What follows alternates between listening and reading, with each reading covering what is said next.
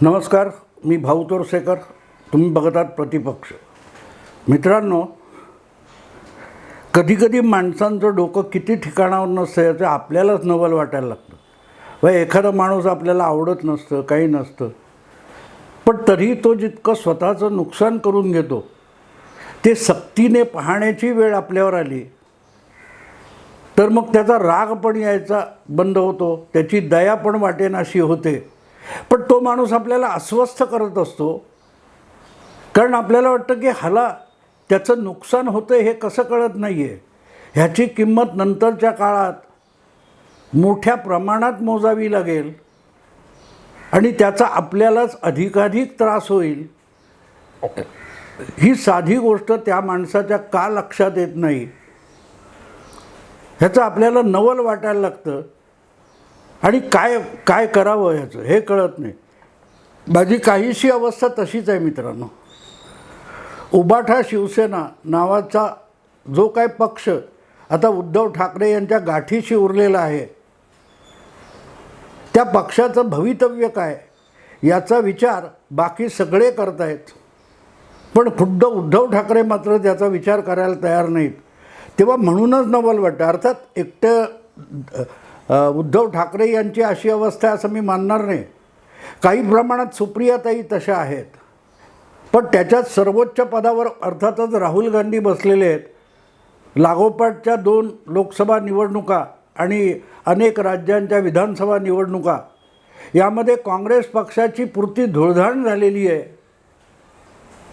135-40 वर्ष जुना हा पक्ष आज इतका धुळीला मिळालेला आहे की त्याला काही भविष्य आहे की नाही असं वाटून त्यात अनेक वर्ष काम केले, अनेक दशकं काम केलेले हळूहळू करून काँग्रेस पक्षापासून दूर होत आहेत. पण राहुल गांधींना त्याची पर्वा नाही आहे. गेले तर बरे. आणि नेमकं त्याच पावलावर पाऊल टाकून उद्धव ठाकरे चालतात तेव्हा नवल वाटतं मित्रांनो. कारण जाणारे पण मोठ्या आनंदाने उद्धव ठाकरे यांचं नेतृत्व झुगारून वगैरे वगैरे असं काही करत नाहीत. त्यांना बंडाची उर्मी आली आहे, राग आलेला आहे असं बिलकुल नाही आहे. त्यांना उबाटा सेनेमध्ये राहायचं आहे, ठाकरे बाळासाहेबांच्या सुपुत्राबरोबर राहायचं आहे. पण जर बाळासाहेबांचा सुपुत्र त्यांना अशी अट घालत असेल की तुम्हीसुद्धा राजकीय आत्महत्या करा, माझ्याबरोबर राहण्याची ही किंमत आहे, मी नेहरूंचा पणतू आहे, याविषयी तुम्ही निष्ठावान असाल तर माझ्याबरोबरच आणि माझ्या राजकीय भवितव्याबरोबरच तुमच्या राजकीय भवितव्याची माती करून टाका असा आग्रह राहुल गांधी धरत असतील तर मग थोडंफार आपलं अस्तित्व टिकावं अशी अपेक्षा असलेले अनेक निष्ठावंत त्यांना सोडून जातात. जे आपण राष्ट्रीय पातळीवर बघितलं ते महाराष्ट्रात बघतोय आपण. काल परवाची गोष्ट आहे. विधान परिषदेच्या उपसभापती नीलम गोरे किंवा त्याच्या आधी मनीषा कायंदे या विधान परिषदेतल्या 2 आमदार उबाठा शिवसेनेबरोबर असलेल्या या शेवटी शिंदे गटाकडे गेल्या. तर जाताना त्यांनी दिलेली सफाई याची जाहीर चर्चा करण्याची गरज नाही. अगदी सामनातून आम्हाला फार दुःख झालं असा अग्रलेख येण्याची कोणी अपेक्षा करत नाही. पण थोडा विचार याचा केला पाहिजे की जग सगळं चूक असेल तर आपण बरोबर असतो का?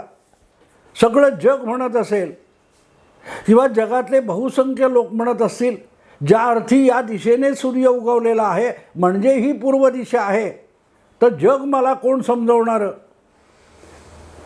हा सूर्योदय नाहीच, हा सूर्यास्त आहे असा हट्ट धरून बसलेल्या लोकांच्या बरोबर फार काळ लोक टिकत नाहीत, कारण त्यांना जगात आणि व्यवहारी जगात जगायचं असतं. अहंकाराच्या आहारी गेलेली माणसं इतके भ्रमिष्ठ होतात की त्यांना करीन ती पूर्व असं वाटायला लागतं. मी ठरवलं ना मग ही पूर्व आहे, मी म्हणतो ना म्हणून हा सूर्योदय हाच सूर्यास्त आहे असा जेव्हा हट्ट करायला लागतात माणसं, तेव्हा अनेकांना काढता प्या घ्यायला लागतो की जगात ज्या जगायचं आहे त्या जगात याला सूर्योदय म्हणतात, सूर्यास्त म्हटलं तर आपल्यालाही लोक जवळ करणार नाहीत, असं लोकांना वाटायला लागतं, तेव्हा लोक तुमची साथ सोडायला लागतात. भवितव्य स्वार्थ हा पुढचा भाग आहे. नीलम गोरे असोत किंवा मनीषा कायंदे असोत, यांनी हे सांगून झालेलं आहे. मी काही नवीन सांगतो असं व्हार नाही. आणि काल परवा बबनराव घोलप हे काहीशा याच उद्विग्न मनस्थितीत आपल्या नेतेपदाचा राजीनामा देऊन मोकळे झाले. आणि बबनराव घोलप म्हणजे उद्धव ठाकरे यांनी हातात मनगटावर शिवबंधन बांधून आपल्यासोबत घेतलेले इतर पक्षातून आलेले कोणी शिवसैनिक नाहीत. बाळासाहेबांच्या काळापासूनचे शिवसैनिक आहेत. अनेक महाराष्ट्रातल्या शाखा त्यांनी स्थापन केलेत. आणि 1990 साली जी पहिली बॅच पहिल्यांदा शिवसेना महाराष्ट्राच्या विधानसभेमध्ये जवळजवळ 54 आमदार निवडून आणू शकली, त्यापैकी एका आमदाराचं नाव बबनराव घोलप होतं.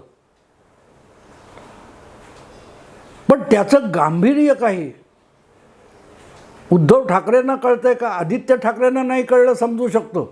कारण किती कष्ट उपसून बाळासाहेबांनी शिवसेना उभारली हे आदित्य ठाकरेंनी बघितलेलं नाही, रश्मी ठाकरेंनी बघितलेलं नाही. पण कमीत कमी माझ्या अंगावर त्या फुटलेल्या नारळाच्या पाण्याचे शिंतोडे उडाले, त्याचे शहारे आले असं सांगणारे जे उद्धव ठाकरे आहेत, त्यांना आपल्या पित्याने शिवसेना उभी करण्यासाठी किती कष्ट उपसले. आणि त्या कष्टातून बबनराव घोलपसारखी माणसं जन्माला आली, वाढली, त्यांचं बाळासाहेबांनी संगोपन केलं. आणि अशी माणसं आपल्याला का सोडून जात आहेत, ती काय म्हणत आहेत हे ऐकायची इच्छासुद्धा उद्धव ठाकरे यांना नसावी. बरं, इतर कोण गुवाहाटीला गेले, सुरतला गेले, खोके वगैरे वगैरे ठीक आहे. पण इथे तर ही माणसं स्वतः राजीनामा पाठवतात, त्यात कारणं सांगतात. आणि त्यांना मिलिंद नार्वेकर काहीतरी एक गोष्ट सांगतात, संजय राऊत दुसरी काय गोष्ट सांगतात, आणि उद्धव ठाकरे त्यांच्याशी बोलत पण नाहीत. याचा अर्थ बाळासाहेबांनी स्थापन केलेली, संगोपन केलेली शिवसेना ही आपल्या परीने जितकी संपवता येईल तितकी संपवायची, असा काय उद्धव ठाकरेंनी निर्धार निश्चय केला का, अशीही शंका येते. आणि ज्यावेळेला तशी शंका मनात येते तेव्हा एकनाथ शिंदे हे शिवसेना वाचवत आहेत असं वाटायला लागतं. वर्षभर मनीषा कायंदे असो किंवा नीलम गोरे यासारखी मंडळी सत्ता गमावल्यानंतर देखील तुम्हाला चिकटून राहिली.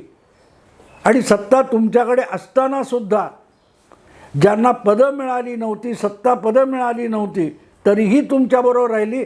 सत्ता ज्यांना तुम्ही दिलीत असे 6-7 मंत्री उद्धव ठाकरेंना सोडून गेले.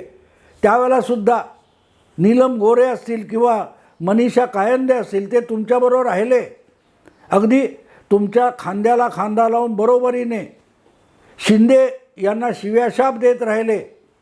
तरी एक दिवस त्यांना असं वाटलं की इथे राहणं बरोबर नाही, इथे आपली किंमत नाही, यापेक्षा शिंदे यांच्याबरोबरच्या शिवसेनेत गेलो तर मग आपल्याला शिवसैनिक म्हणून बाळासाहेबांच्या काळातला मान सन्मान मिळेल. हेच मनीषा कायंदे किंवा नीलम गोरे यांनी सांगितलं ना. आणि आता बबनराव घोलप त्यांनी जे काय आरोप केले त्याला दुजोरा देत आहेत. आणि त्यांनी बबनराव घोलप यांचं म्हणणं गंभीरपणे लक्षात घेण्यासारखं आहे. ते म्हणतात नको असेल तर सांगा ना, स्पष्ट चालते व्हा, असं बोलवा, सांगा तू मला उबाटा शिवसेनेत नको आहेस, आम्ही बाहेर पडू, आम्ही सामान्य आपल्या घरात शिवसैनिक म्हणून राहू, आम्हाला शिवसेना सोडायची नाही आहे. पण तुम्ही म्हणजे उद्धव बाळासाहेब ठाकरे आणि त्यांच्या जवळचे नेत्यांचा जो गोतावळा आहे तो अशा सगळ्या मूळच्या शिवसैनिकांना खड्यासारखं बाजूला करून, नामोहरम करून, अपमानित करून, ढकलून दूर जायला भाग पडतोय, असाच बबनराव घोलप यांच्या म्हणण्याचा अर्थ आहे.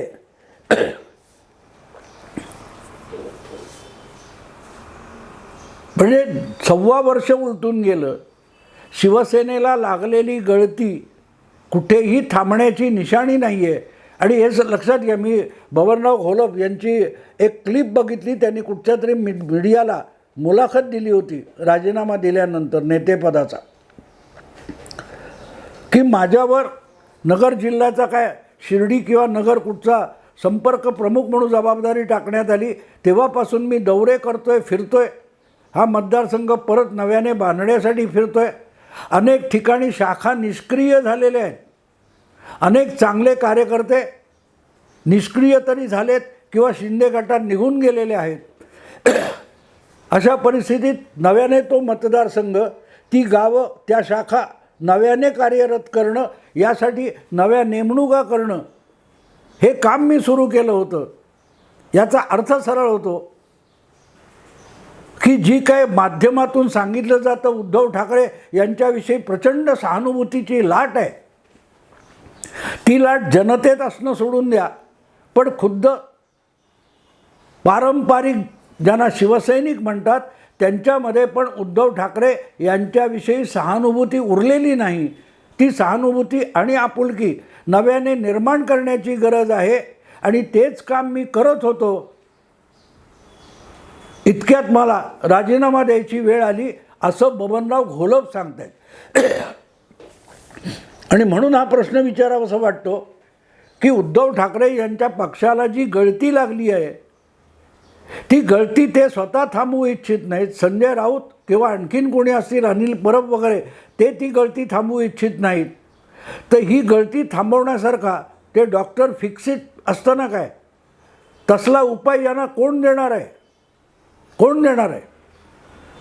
भिंतीमधून किंवा छतामधून, सिलिंगमधून जेव्हा पाण्याची गळती होते आणि ती थांबवायची असेल तर डॉक्टर फिक्सिट नावाचा एक काहीतरी सिमेंटसारखा चुन्यासारखा पदार्थ आहे, तो त्या प्लास्टरवर लावून मग काय रंग लावायचा वगैरे वगैरे, मग वरून गळणारं पाणी, भिंतीतून गळणारं पाणी बंद होतं, अशी जी जाहिरात केली जाते, ते किती खरी आहे किती खोटी मला माहीत नाही. पण उबाठा शिवसेनेला अशा डॉक्टर फिक्सिट नावाच्या पदार्थाची किंवा उपायांची गरज आहे. गरज आहे.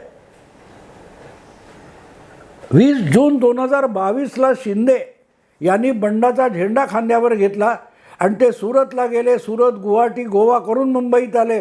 सत्तांतर झालं. उद्धव ठाकरे यांचं मुख्यमंत्रीपद गेलं. अगदी निवडणूक आयोगाने त्यांच्याकडून शिवसेना हे नाव आणि निवडणूक चिन्हसुद्धा काढून घेतलं, शिंदे गटाला दिलेलं आहे. पण तेव्हापासून जवळजवळ 1.25 वर्ष उलटत आलं. एकामागून एक उरलेसुद्धा उबाठातले लोक शिंदे गटाकडे जाताना दिसत आहेत किंवा तुमची हे सोडताना दिसत आहेत. याचं काही गांभीर्य नसतं का मित्रांनो? सांगा ना मला, गांभीर्य नसतं का? गेले ते जाऊन देत, अजून जाणं जायचं, चालते हवा, गेट आउट, असं जेव्हा उद्धव ठाकरे म्हणतात तेव्हा एक प्रश्न मनात येतो की जे कोणी आहेत आणि जे कोणी आजपर्यंत येत राहिले आले ते उद्धव ठाकरे यांच्या करिश्म्याने आलेले नाहीत. बाळासाहेब ठाकरे नावाच्या जादूमुळे ते आले. ते बाळासाहेब ठाकरे आणि त्यांनी मांडलेली भूमिका याच्याकडे ओढले गेले आणि तिथपर्यंत आले. उद्धव ठाकरे फारच सुंदर दिसतात, त्यांच्याकडे अफाट नेतृत्व गुण आहेत म्हणून लोक आकर्षित झाले. आणि आलात तर तुम्हाला लाथ मारून हाकून लावील, जायचं तर गेट आउट वगैरे अशी भाषा बोलता. तेव्हा तुमच्यामुळे शिवसेनेत कोण आला सांगा? तुम्ही स्वतःच कबुली देता तुमच्याकडे देण्यासारखं काय होतं तेव्हा लोक आले.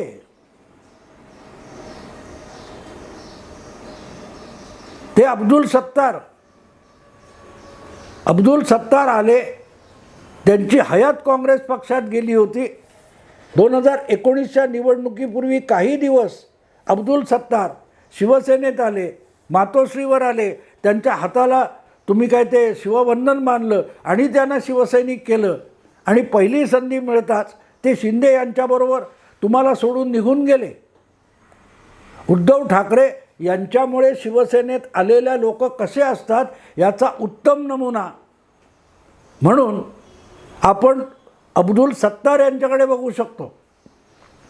जोपर्यंत उद्धव ठाकरे यांच्याकडे देण्यासारखं काहीतरी आहे आणि आपण घेण्यासारखं काहीतरी आहे, तोपर्यंत उद्धव ठाकरे यांच्याकडे यायचं आणि उद्धव ठाकरे यांच्याकडे यायचं म्हणजे उबाटा शिवसेनेत किंवा मूळच्या शिवसेनेत येणं आहे. म्हणून हे लोक आले होते. पण जेव्हा तुमच्याकडे देण्यासारखं काही उरलं नाही तेव्हा ते सोडून गेले. त्यांच्याबद्दल दुःख करण्याची गरज नाही आहे, अजिबात नाही. दुसऱ्या पक्षातून तुमच्याकडे आलेले लोक तुम्हाला सोडून जातात, त्याचं दुःख करण्याची गरज नाही. पण जेव्हा शिवसेनेकडे काहीही नव्हतं आणि जवळजवळ 20 वर्ष जी शिवसेना मुंबई ठाण्यापुरती अडकलेली होती आणि महाराष्ट्रात इतरत्र जे शिवसैनिक आपली आपली शाखा बनवून शिवसैनिक बनवून घेत होते, तो सुरेश साळोखे कोल्हापूरचा पहिलवान, तो आणि त्याच्या भावाची टिंगल व्हायची शिवसैनिक बनवून घेतो म्हणून. इतका महाराष्ट्रात मुंबईबाहेर शिवसेनेचा प्रभाव नव्हता. त्या काळापासून जे शिवसैनिक आहेत त्यापैकीच बबनराव घोलप वगैरे सारखी मंडळी असतात. आणि त्यांना जेव्हा तुमची साथ सोडून जावं असं वाटतं आणि ते म्हणतात की तुम्ही जायची परिस्थिती निर्माण करता, तुम्हाला आम्ही नको असेल तर तसं स्पष्ट सांगा असं म्हणतात, तेव्हा तरी विचार करण्याची वेळ आलेली असते की आज आपल्याला अजून भाव आहे. कारण आपण काल परवापर्यंत मुख्यमंत्री होतो आणि अजून कोर्टात केसेस आहेत आणि अख्खी शिवसेना आपल्याला मिळेल ह्या अपेक्षेवर अनेक लोक टिकून आहेत. पण एकदा त्याचा निवाडा झाला मग विषय संपून जाणार आहे. मग सगळ्यांचा चंद्राबाबू नायडू होत असतो, शरद यादव होत असतो, सुखविंदर सिंग बादल होत असतो.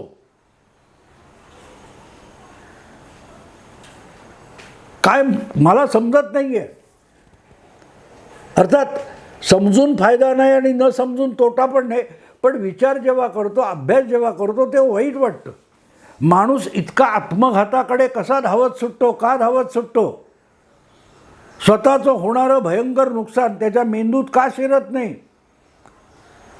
जाणाऱ्यांना चुचकारून थांबवावं असं का वाटत नाही? शिशिर शिंदे त्यांनी पण तिकडे जाऊन सोडत असल्याचं पत्र दिलं, त्याला थांबवण्याची इच्छा उद्धव ठाकरेंना झाली नाही.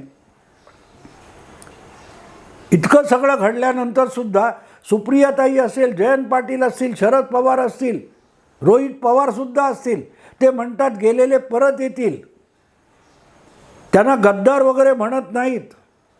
गेलात बरं झालं, पिढा गेली असं म्हणत नाही आहेत. कारण त्यांनाही माहिती आहे की जे गेलेत हे इतका कचरा नव्हता, घरात झाडू मारली आणि कचरा उंबऱ्याबाहेर फेकला अशी माणसं नाहीत. पक्ष चालवण्यासाठी, राजकारण करण्यासाठी ही माणसं आपल्याला दीर्घकाळ उपयोगी पडलीत आणि पुढचा काही काळ पक्ष चालवायला त्यांची गरज होती आणि आहे हे कळतं. म्हणूनच शरद पवारांचं सगळं कुटुंब असेल, जयंत पाटलांसकट, ते काही रागाने बोलत नाही. मग उद्धव ठाकरे यांच्याकडे उर्मटपणा येतो कुठून? राहुल गांधी यांच्याबरोबर 2.5 वर्षासाठी सरकार बनवल्यानंतर खुद्द उद्धव ठाकरेच राहुल गांधी इतके होऊन गेलेले आहेत. हिंदुत्व वगैरे बाजूला ठेवा, हिंदुत्वाशी गद्दारी ह्या विषयात मी जाणार नाही. पण त्यांनी जसा 3-4 पिढ्यांनी उभारलेल्या काँग्रेस पक्ष मातीमोल करून टाकला, उद्धव ठाकरे यांनी एका पिढीतच आपल्या पित्याची सगळी 40-45 वर्षाची अख्खी मेहनत ह्या गेल्या 10 वर्षात पुरती मातीमोल करून टाकली. आणि लागलेली गळती आता 1.25 वर्ष झाल्यानंतर थांबत नसेल तर त्यासाठी कुठला तरी डॉक्टर फिक्सिट आणावा असंही वाटत नाही. तेव्हा एक गोष्ट कानाला खडा लावून मानली पाहिजे की यांना पक्ष बुडवायचाच आहे, यांना पक्ष बुडवायचा आहे. आणि त्यामुळे उरले सुरले जे कोणी उभाठामध्ये निष्ठावान असतील त्यांना तर बारकाईने विचार केला पाहिजे. ते ज्या शिवसेनेला वाचवायला बघतायत, उभाटा शिवसेना, ती खरीखुरी बाळासाहेबांची शिवसेना आहे का? नसेल तर तिथे थांबून राहणं म्हणजे बाळासाहेबांच्या वारशाला अधिक खोल गाडून टाकण्याला मदत करणं आहे. एवढंच बोलून थांबतो. आवडलं लाईक करा, शेअर करा, सबस्क्राईब करा. नमस्कार.